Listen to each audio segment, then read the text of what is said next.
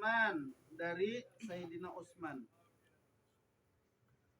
radhiyallahu anhu, semoga Allah ridha kepada Sayyidina Utsman. Khamsun, ada 5. Ini yang kemarin dibahas nih, yang ikut ngaji. Kayaknya Bang Antam udah lupa lagi. Hunna, nah yang 5 ini adalah alamatul muttaqin, termasuk ciri-ciri orang yang bertakwa.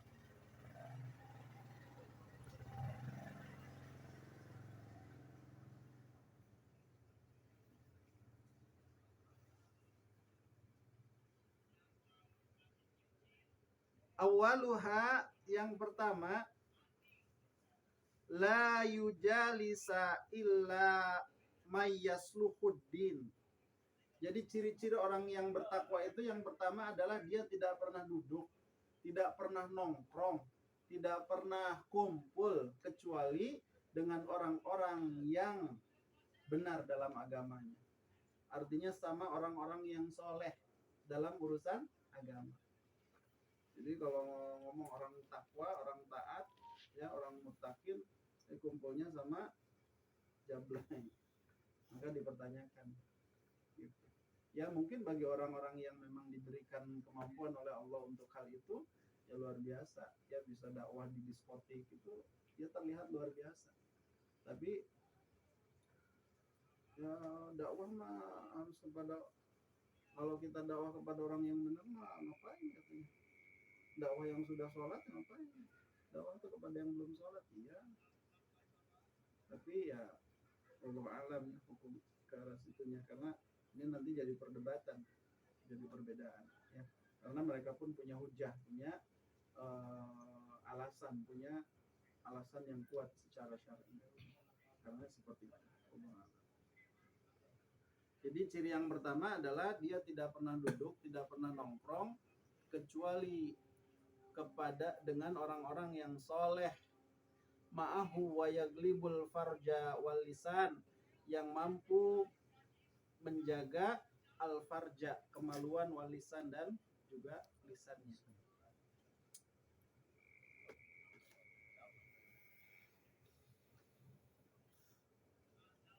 Bi ayyamna'aha amnahuma an fudulil jima wal kalam, yaitu dengan melarang kepada jima dan banyak ngomong.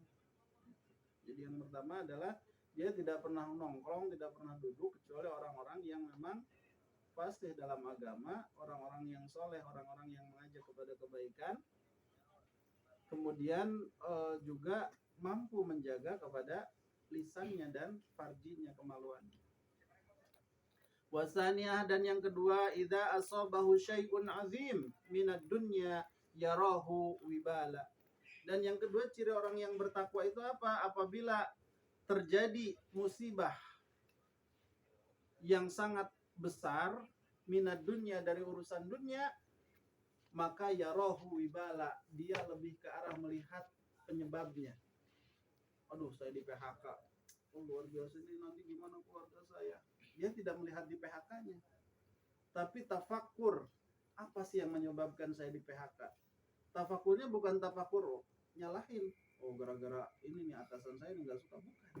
Tafakurnya adalah, oh jangan-jangan saya di PHK ini adalah karena saya selama bekerja banyak meninggalkan sholat, selama saya bekerja jauh dari Allah, selama saya bekerja dekat dengan maksiat, sehingga ini adalah bentuk sayangnya Allah kepada saya, sehingga saya diberhentikan dari pekerjaan ini.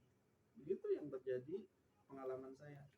Jadi saya berdoa ketika bekerja, selama bekerja dengan gaji agak kecil lumayan lah, berdoa ingin mengumrohkan orang tua saya selama hampir 10 tahun, gak terkabul tuh ketika bekerja. Tapi begitu berhenti dari kerja, bisa mengumrohkan orang tua.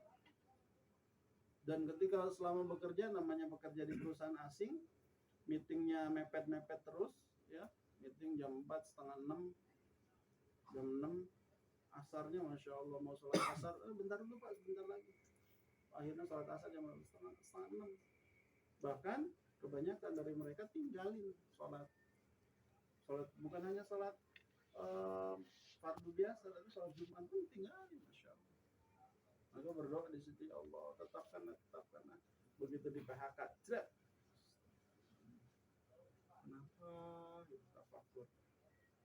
Begitu dipikir, alhamdulillah ya Allah, ternyata Allah sayang kepada saya sehingga saya di PHK.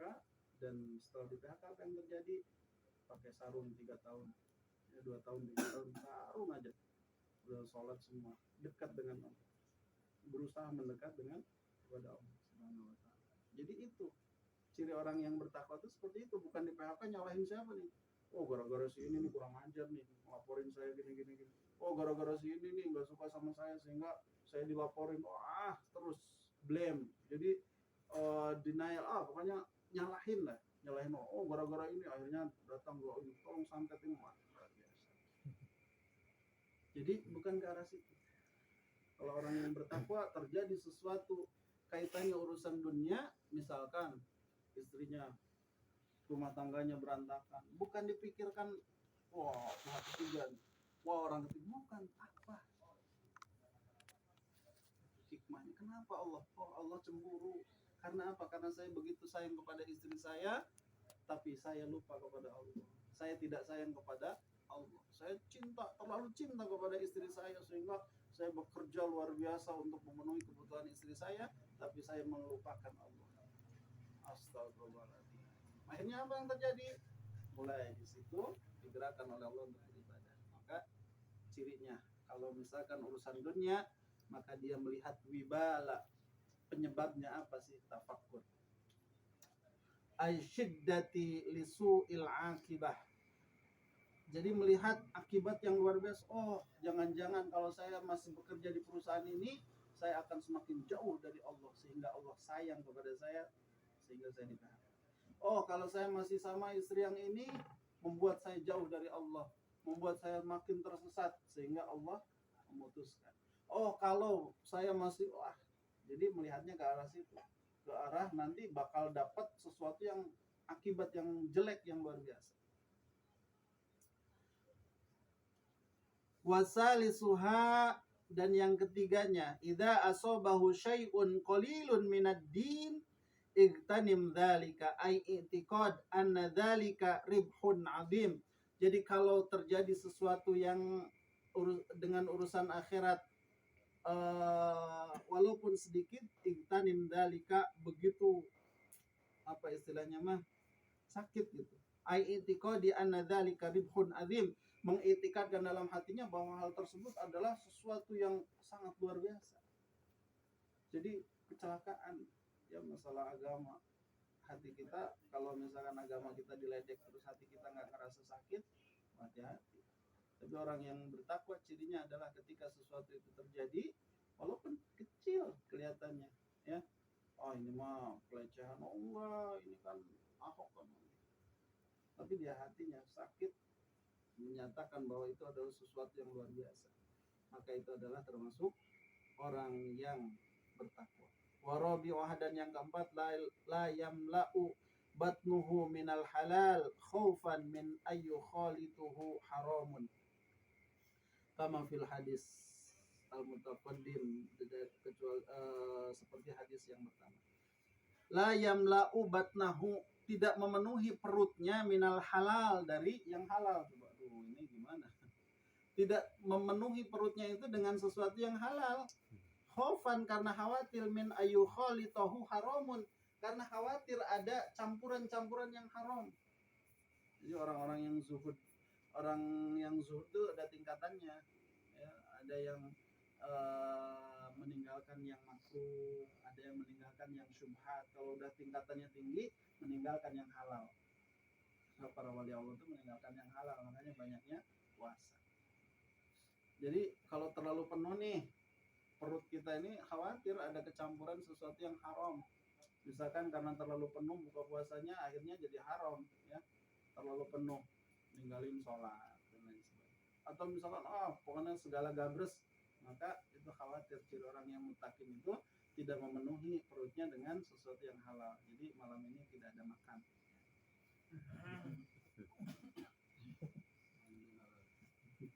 Ini yang halalnya nggak ditinggalin, bagus. Wa khamisuha, dan yang kelima, yaran nas kulluhum qad najwa wa yara nafsihi qad halakat, Yang kelima, ciri orang yang bertakwa itu melihat manusia yang lain selain dirinya itu sudah najwa, sudah bahagia, sudah selamat. Wa yara nafsuhu, dan melihat kepada dirinya qad halakat, dia termasuk orang yang celaka. Jadi kalau ngelihat lewat ke kali asin tuh jangan wah ahli neraka, jangan. Ya, astagfirullahaladzim, memang ada heran ya. Tapi tinggal idenya kurang tidak jelas. menyalahkan orang itu maksiat. Apa yang harus ada di dalam pikiran, dalam hati? Dia bermaksiat, kok mampu ya bermaksiat, berarti dia dimampukan oleh Allah untuk bertobat. Jadi jangan main maksiat, wah ahli neraka, wah malu-maluin, nggak usah. Dia selalu melihat kepada orang lain itu baik, tapi kepada dirinya celaka. Aduh, celaka nih saya malam ini nggak ngaji, nggak kebagian ngejo. Oh, beda deh. Jadi selalu melihat kepada orang yang maksiat berarti husnudzon. Oh, Allah memberikan kemampuan kepadanya untuk bertobat. Melihat kepada orang yang tidak ibadah, tidak langsung menjudge. Oh, ahli neraka. Oh, siapa tahu nanti di akhir hayatnya Allah jadikan dia orang yang husnul khotimah. Seperti siapa? Kibaron, ya. Waliullah yang nggak pernah sholat tapi masuk surga jadi wali. Kenapa? Karena di akhir hayatnya dia membaca syahadat asyhadu alla ilaha illallah wa asyhadu anna muhammadar rasulullah, mati. Padahal nggak pernah selama hidupnya majusi, selama hidupnya bukan muslim, tapi di akhir hayatnya seperti itu. Siapa tahu malah ya Allah saya ibadah kayak gini, terus kalau saya membanggakan diri, takutnya malah saya celaka di akhir hayat saya menjadi orang yang su'ul khatimah. Maka ya Allah, hamba mohon ya Allah, jadikan hamba kematian hamba, akhir hayat hamba, akhir hayat yang terus selalu melihat orang lain yang selalu baik, selalu selamat, tapi melihat kepada dirinya termasuk orang-orang yang celaka, sehingga dia terus berusaha untuk apa? Untuk memperbaiki diri.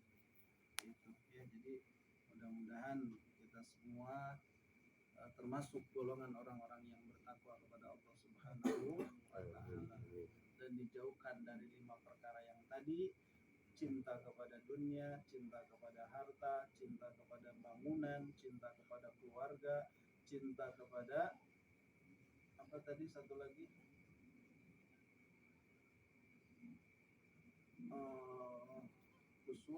kubur, dunia, harta, kepada dirinya sendiri. Jadi mudah-mudahan kita dijauhkan dari itu semua dan kita berdoa kepada Allah, mudah-mudahan kita diistiqomahkan dalam ketaatan kepada Allah Subhanahu wa taala. Jadi ngaji mah nggak usah banyak-banyak ya, sedikit yang penting ya. Jadi kalau ngaji jangan bertanya apa sih hasilnya, rasakan saja, karena ngaji ini kaitannya ke arah rohani. Nanti akan ada kedamaian, akan ada ketentraman ya, seperti itu. Beda dengan olahraga. Kalau olahraga tuh hasilnya keringat, kalau ngaji hasilnya adalah batin ya, rohani kita menjadi tenang. Gak punya duit pun harus tenang ya. Sudah disampaikan di majelis kemarin mengenai Hatim Al-Asom, begitu tenangnya menghadapi kehidupan dunia ini. Karena apa? Karena Hatim Al-Asom sadar terhadap 4 perkara. Sadar tentang apa? Yang pertama, sadar bahwa rizkiku tidak akan tertukar. Kalau itu sudah bagianku, maka akan sampai kepadaku bagaimanapun caranya. Jadi rizki sudah ditentukan oleh Allah, maka tidak akan nyasar, tidak akan tertukar. Yang kedua, sadar, kata Hatim Al-Asom, bahwa ibadah itu tidak bisa diwakilkan.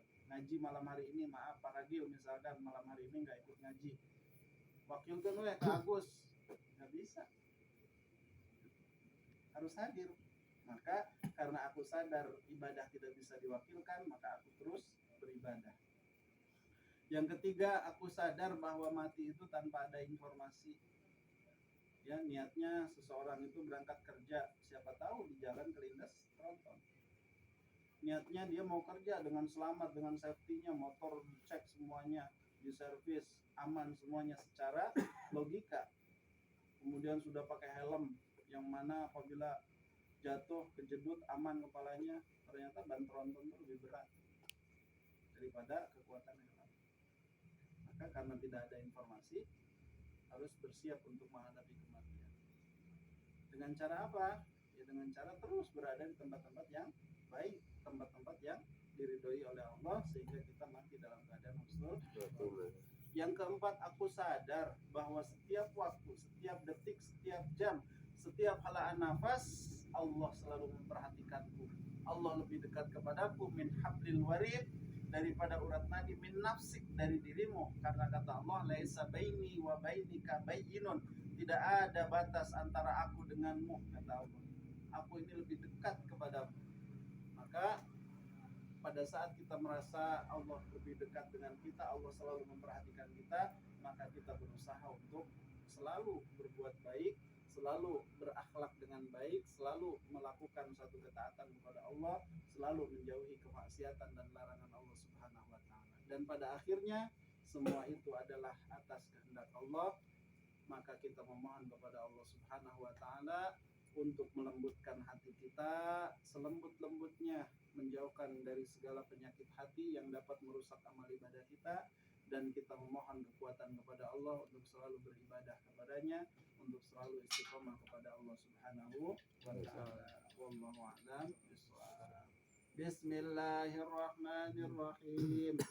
Bismillahirrahmanirrahim. Raditu billahi rabba Raditu billahi rabba wa bil islami dina wa bil islami dina wa bi Muhammadin nabiyya wa rasula wa bi Muhammadin nabiyya wa rasula wa bil Qur'ani imama wa bil Qur'ani imama wa bil mu'minina ikhwana wa bil mu'minina ikhwana wa bil ka'bati qiblatan wa bil qiblati qiblatan. Bismillahirrahmanirrahim. Bismillahirrahmanirrahim. Subhanakallahumma Subhanakallahumma wa bihamdika wa bihamdika ashhadu an la ilaha illa anta asyhadu an la ilaha illa anta astaghfiruka wa atubu ilaik. astaghfiruka wa atubu ilaik. Rabbi anfa'na bima Ma 'allamtana Rabbi alimna alladhi yanfa'una Rabbi faqina lana wa ghurabati lana fi dinina tawassalna bitalimi antarzuqana al-wasi'ah wa antarzuqana al-amana. Allahumma sabbit ilmi fi qalbi wa nawwirhu fi jasadi wa dzakirni manasitu wa alimni majahiltu ya Allah biha ya Allah bi husnil khatimah ya Allah biha ya Allah biha ya Allah bi husnil khatimah. Assalamualaikum warahmatullahi wabarakatuh. Waalaikumsalam. Pas. Pas bisa. Ampura Pak Ustaz.